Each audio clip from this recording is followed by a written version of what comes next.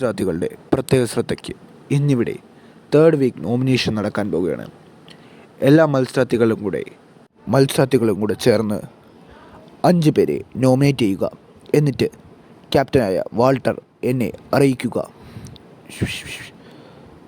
Big Boss, ഞങ്ങൾ തീരുമാനിച്ചിരിക്കുന്നത് മറ്റാരെയുമല്ല, Tom, Oliver, Bugs Bunny, Doraemon, പിന്നെ സ്പോഞ്ച് ബോബ് എന്നിവരെയാണ് ഈ ആഴ്ചയിലെ നോമിനേഷനിലുള്ളവർ.